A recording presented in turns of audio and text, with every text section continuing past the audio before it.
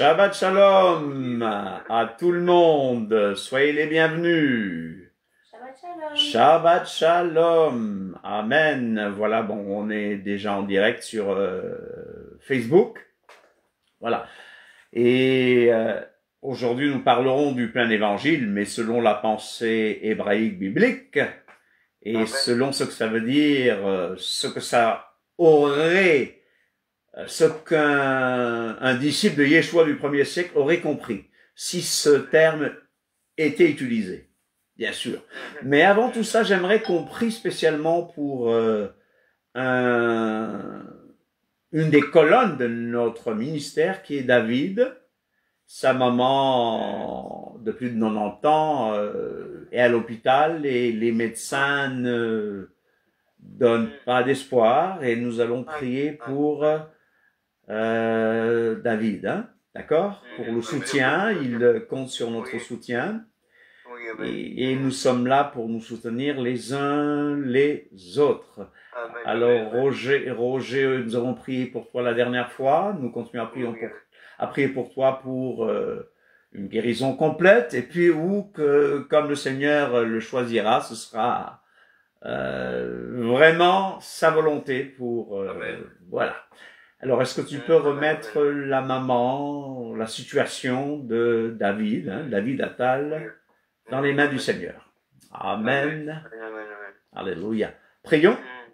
Amen. Ouais. Yeshua, nous nous approchons de toi. Toi, Alléluia. Seigneur, l'intermédiaire entre nous et le Père. Alléluia. Tu intercèdes auprès du Père, Seigneur.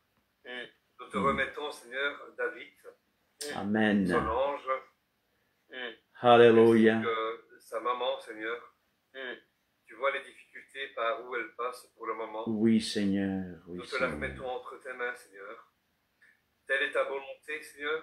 Amen. Prions, Seigneur, de la visiter, Seigneur, de oser, Seigneur, que tu la scannes, Seigneur, Amen. que tu lui donnes, Seigneur, ta paix, shalom, Seigneur. C'est toi qui Alléluia. décides si elle doit partir ou si elle doit encore rester. Oui, Seigneur. Seigneur, qu'elle ne parte pas, Seigneur, sans t'avoir connu, Seigneur. Amen. Nous prions, Seigneur, que cette chose, Seigneur, puisse aussi mettre la paix, Seigneur, Alléluia. de notre frère David.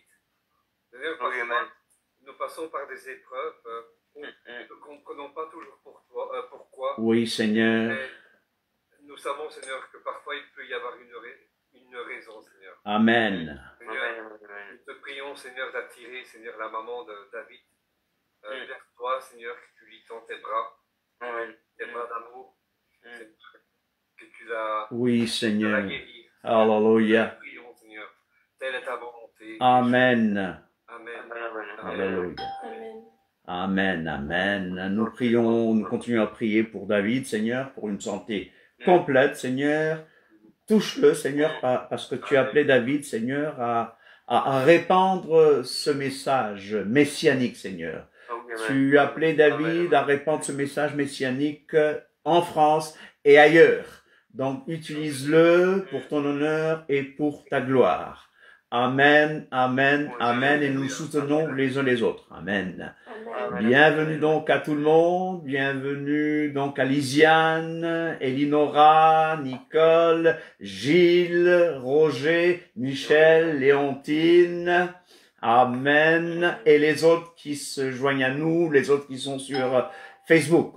Aujourd'hui, nous allons parler du plein évangile, d'accord? Du plein évangile, mais selon ce qu'un disciple de Yeshua dirait vraiment du plein évangile. Alors le mot plein évangile ne se trouve pas dans la Bible, d'accord? C'est un terme qui date de la fin du 19e siècle, d'accord? Mais qu'est-ce que ça veut dire vraiment? Qu'est-ce que ça veut dire vraiment? Et comme d'habitude, nos réunions sont des réunions ouvertes où tout le monde peut participer, comme ça se passait au 1er siècle. Pas de monopole de la parole. Bon, moi, je ne suis qu'un petit instrument que je veux que le Seigneur utilise, mais notre puissance est dans l'Esprit de Dieu, notre force est dans le ministère de tous. Et on peut dire Amen. Amen. Notre ministère est dans notre force est dans le ministère de tous, la participation de tous. Alléluia. Amen. Amen. Donc vous pouvez m'arrêter, vous pouvez commenter, vous pouvez intervenir. Jeudi, nous avons été vraiment édifiés. Et quelqu'un m'a demandé, mais alors on continue encore questions et réponses? Bien sûr, si le Saint-Esprit nous mène dans ça, on se laisse diriger par les questions et les réponses. Alors, le plein évangile. Comme je dis, je prends ma Bible, mais vous pouvez m'interrompre, vous pouvez commenter. Le plein évangile. Ce terme, je vous l'ai dit, est entièrement absent des Saintes Écritures. Le plein évangile. Alors une fois, je disais à quelqu'un qui m'a bloqué sur Facebook, mais qui est quand même resté ami avec ma femme, on discutait un peu, c'est quelqu'un qui est anti-vérité de Pentecôte, anti-pentecôtiste, anti-parler en langue, anti-guérison. Je lui ai dit, mais je lui ai parlé du plein évangile. Il me dit, l'évangile est déjà plein. Ben, il a raison que l'évangile est déjà plein. Mais est-ce que nous nous servons? Est-ce que nous prenons ce que l'Éternel nous a donné dans le plein évangile, dans la plénitude de l'évangile? Eh ben, pour un pentecôtiste, le plein évangile, bien sûr, c'est le salut. C'est aussi la sanctification. Mais le pentecôtiste va insister sur le parler en langue, sur le baptême du Saint-Esprit, et il a raison, sur les dons spirituels. D'accord? Donc le pentecôtiste ne va pas dire « Allez, oui, je me contente d'un Jésus qui est mort sur la croix, qui a été enseveli, qui est ressuscité, mais je veux aussi dire qu'aujourd'hui, Jésus me baptise de son esprit. Qu'aujourd'hui, Jésus nous donne la possibilité d'utiliser les dons spirituels. » Et il a raison, ils ont raison ce qu'ils pensent ainsi, que Jésus revient bientôt, le plein évangile, où on veut tous les aspects de l'évangile. C'est pas seulement le salut, il y a la sanctification, il y a la guérison du corps, en plus de la guérison de l'âme, et en plus de la guérison de l'esprit, hein. Le plus gros problème de l'homme, la plus grande maladie de l'homme, c'est le péché. Mais Yeshua guérit, Dieu guérit encore. Amen. Mais, en même temps, je dirais, nous ne devons pas nous arrêter là. Nous ne devons pas nous arrêter là, parce que on prépare la Pentecôte. Nous sommes aujourd'hui le 35 jours du comptage de l'Homère, n'est-ce pas? D'après notre décompte. 35 jours. Et je vois que David est là. David, nous avons prié pour toi. Et David, allez... Vraiment, nous avons prié pour toi, pour ta maman, pour la situation. Vraiment, comme je dis, sois assuré que tu es un pilier. Étant donné que tu es un pilier, il faut bien s'occuper des piliers. Il faut bien qu'on s'occupe des frères et des sœurs en Yeshua qui répandent la parole de Dieu. Alors, en parlant du plein évangile, je dis bien que ce terme est absent des Écritures, mais moi, ça me fait penser à 2 ou 3 passages, n'est-ce pas? Le premier passage, c'est un passage dans Colossiens. Colossiens 2. Colossiens 2. Et le rappel que je vous fais, c'est que Paul est en prison. Colossiens est une lettre jumelle de la lettre de Paul aux Philippiens. Et dans Philippiens, Paul en prison nous parle de beaucoup de joie. C'est une lettre joyeuse. Dans Éphésiens, il nous parle de la vie du disciple. Dans Colossiens, nous avons un peu cette lettre jumelle, n'est-ce pas? Colossiens 2. Dans Colossiens 2, quel est le contexte? J'aime donner le contexte. Ces combats. Il parle de ses combats, de son ministère parmi les païens. Je parle de Paul, n'est-ce pas? Et regardez bien. Alors, je prendrai le chapitre 2. Je prends une partie du verset. De temps en temps, hein, on n'a pas besoin de tout lire parce qu'on n'a pas le temps. Mais, regardez la fin du verset 2. Paul dit, connaître le mystère d'Élohim, savoir Mashiach. Connaître le mystère de Dieu, savoir Christ.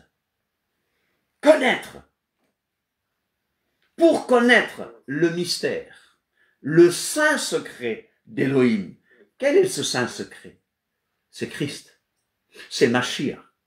Voici le saint secret de Dieu. Alléluia. Mystère dans lequel sont cachés, mystère dans lequel sont cachés tous les trésors. Tout le monde dit tout. Tous les trésors de la science, tous les trésors de la sagesse et de la science.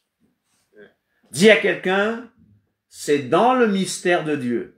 C'est dans le mystère d'Élohim, alléluia, qui est Yeshua, qui est caché tout. Tout le monde dit tout. Qu'est-ce que c'est tout comme mot, hein? Je sais plus comment. Tout c'est quoi encore, hein? Tout, c'est tout. Tout c'est tout. Voilà, on va pas se casser la tête, on va pas faire de grammaire ou d'orthographe maintenant, n'est-ce pas? C'est Shabbat. Ma femme me dit, c'est tout, voilà. Alors, mais tout, les trésors de la sagesse, ça va nous rappeler quelque chose tout à l'heure. Tous les trésors de la sagesse et de la science sont cachés en Yeshua. Alléluia. Alléluia. Amen. Au verset 4. Au verset 4. À partir de là commencent des avertissements contre les fausses doctrines. Contre les fausses doctrines. Au verset 4. Avertissement contre les fausses doctrines.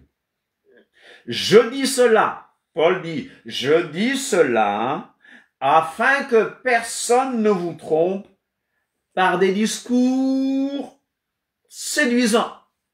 Rappelle à quelqu'un qu'on peut être trompé par des discours séduisants. Il y a des gens, dans ma langue, on dit que ils ont la bouche douce. Il y a des gens éloquents. Il y a des gens qui peuvent manipuler. Vous savez comment Hitler a tué 6 millions de juifs et consorts? Avec la puissance de la langue, de la bouche. Il a convaincu des gens qui étaient faibles d'esprit qui l'ont suivi. N'est-ce pas? Si on peut faire disparaître, si on peut tuer, massacrer 6 millions de juifs, il n'y avait pas que les juifs, hein, d'accord? Il n'y avait pas que des juifs.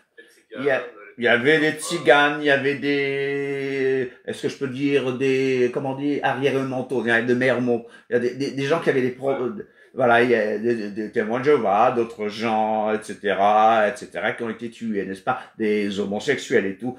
Bon, hein, des handicapés, voilà, cherchez le mot. Tout ça. Pas dans leur carcan.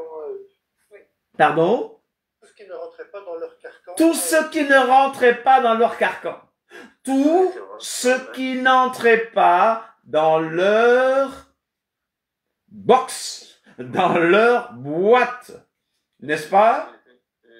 Et nous aussi, moi je refuse de rentrer dans la boîte des gens.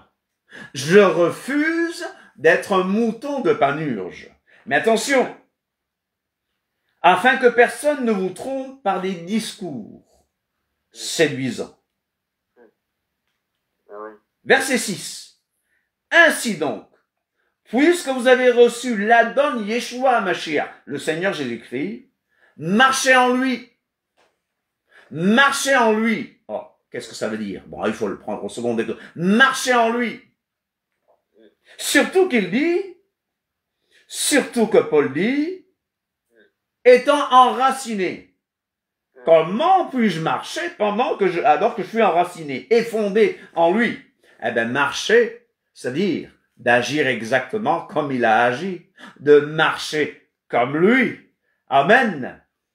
Et la Bible nous dit de ne pas aller au-delà de ce qui est écrit.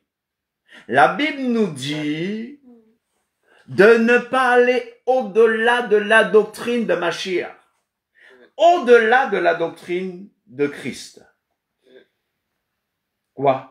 Et affermi par la foi, rendu fort par la foi, d'après les instructions qui vous ont été données, et abondé en actions de grâce.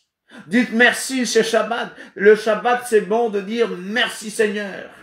Le Shabbat, c'est bon de ne pas se plaindre. Le Shabbat, c'est bon de dire Seigneur, je te remercie pour ce jour de repos. Ah, il y a cette polémique. Mais on n'est pas là pour la polémique. Oui, Dieu, moi j'adore Dieu tous les jours. Mais il m'a donné un rendez-vous aujourd'hui. Alors c'est quoi le plein évangile vraiment? Le plein évangile, la croix, le bois, oui, la sanctification, la guérison, alléluia, la puissance de Dieu, le baptême de l'Esprit. Mais je ne mets pas le baptême de l'Esprit avant la croix.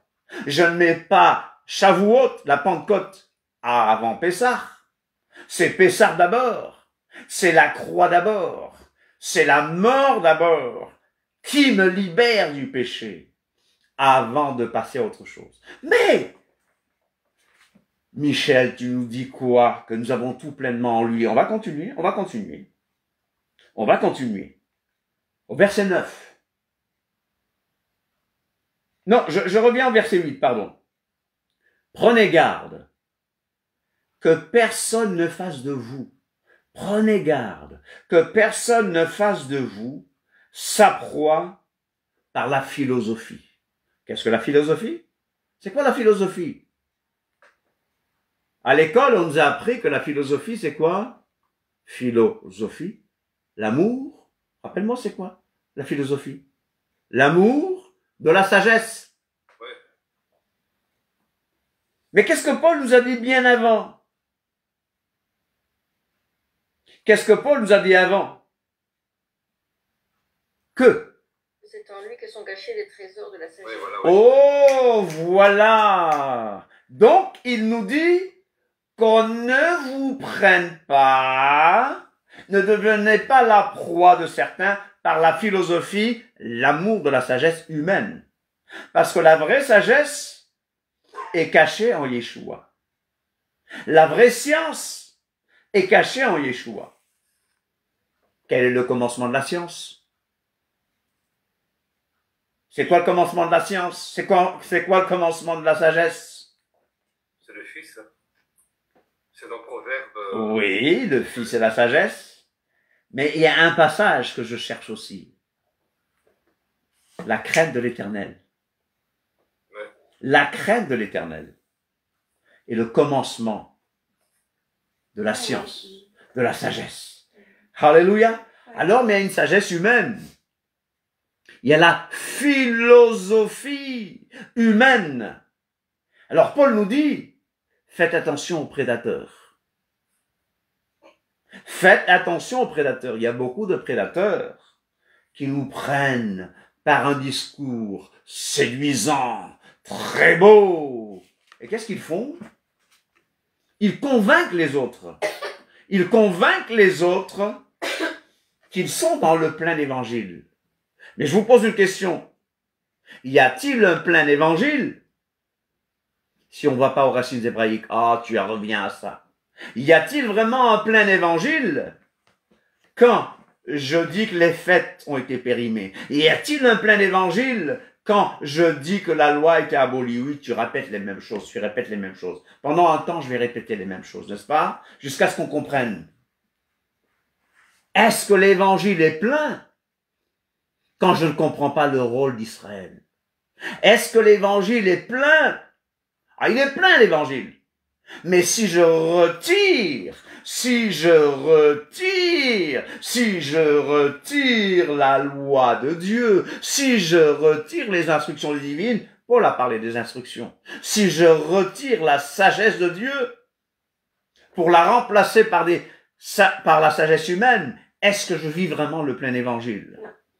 Ah, merci beaucoup.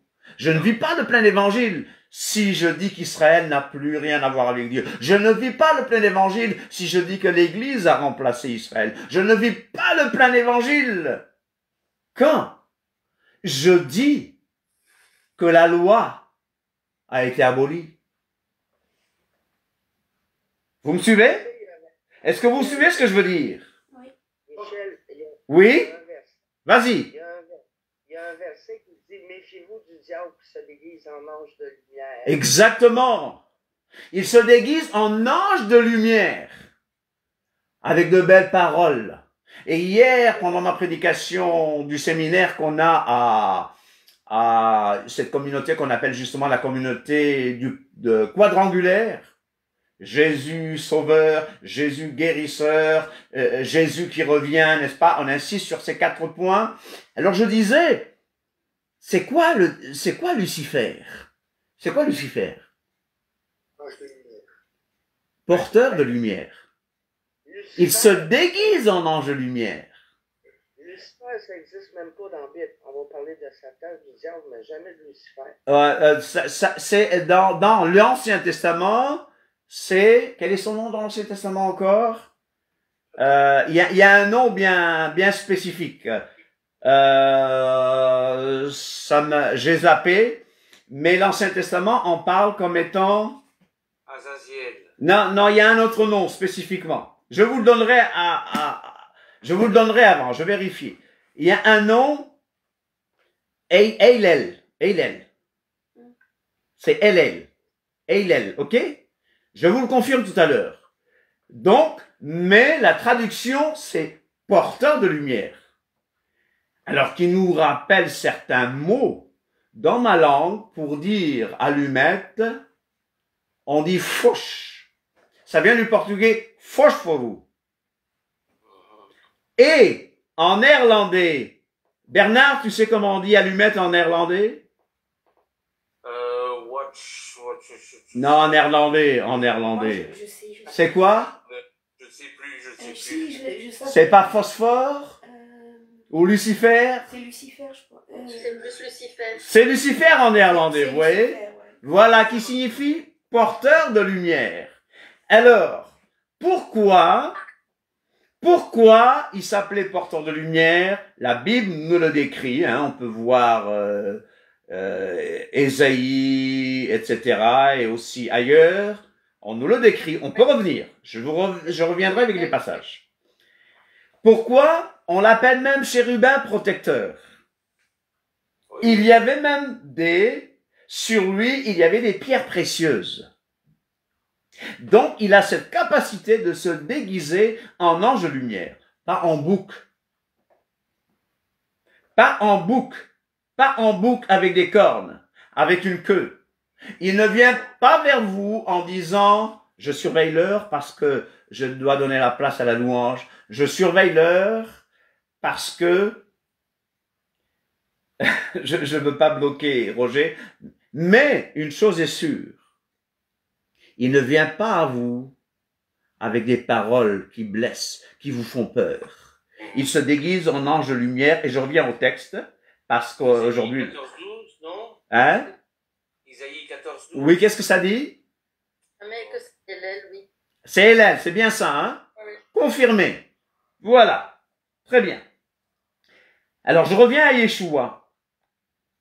Car en lui habite corporellement toute la plénitude de la divinité. C'est-à-dire, en lui habite corporellement toute la divinité. En lui, la divinité habite sous forme corporelle. En lui, toute la puissance de la divinité habite en lui. Voilà le plein évangile. Vous avez tout pleinement en lui, qui est le chef. Vous avez tout pleinement en lui. Donc, nous n'avons pas besoin d'aller à droite et à gauche. Oui, je fais des séminaires. Je vais enseigner encore un séminaire ce soir. Mais nous n'avons pas besoin de passer de séminaire en séminaire. Ce qu'il faut, c'est aller vers ce trésor de la science et de la sagesse. Vous avez tout pleinement en lui qui est le chef de toute domination et de toute autorité. Hey! Si je veux tout pleinement en lui, vous vous souvenez qu'au Seder, à un moment, Yeshua a pris un linge, et il a pris un bassin, et a commencé à laver les pieds de ses disciples. Et Pierre lui a dit, ah non, jamais tu me laveras les pieds. Et il lui dit, si je ne te lave pas les pieds, tu n'auras pas de part avec moi. Ah bon, dans ce cas, alors tu laves tout alors. Non! Les pieds seulement, parce que vous êtes déjà purs. Mais Pierre va nous dire, sa divine puissance nous a donné tout ce qui contribue. Tout ce qui contribue à la vie et à la piété. Tout ce qui contribue à la vie et à la piété. Et Paul nous rappelle, en lui, vous avez été comblés, alléluia, vous avez été comblés, le plein évangile, oui. Mais le plein évangile, retournons à la source. au Yeshua qui est juif. Alléluia. Au Yeshua qui est juif. Lisez l'Apocalypse, allez voir. Il ne revient pas comme un Italien. J'aime beaucoup les Italiens. Il ne revient pas comme Cap-Verdien, mais il revient comme le lion, conquérant de la tribu de Juda et tout est judaïque. Donc, je ne comprendrai pas un plein évangile déconnecté des racines hébraïques. Je ne comprends pas un évangile déconnecté de la Torah, parce que l'évangile sans la Torah, l'évangile c'est la bonne nouvelle, mais la première bonne nouvelle c'est qu'il y a quelqu'un qui a pu obéir à la Torah, et Adonai Akadosh Baruch Hu me dit que si tu crois en lui, tu as la vie éternelle. Écoutez-le, voici mon fils bien-aimé en qui j'ai mis toute mon affection. Alors, on va passer à la louange. Je vais me déconnecter. On reste toujours sur, comment on appelle, Zoom, mais je me déconnecte pour que Roger puisse se connecter. Alors, à tout à l'heure pour ceux de Facebook, pour un temps de louange, mais nous restons encore nous-mêmes sur Zoom et nous suivrons de Zoom et nous pourrons encore discuter. Amen. À tout à l'heure.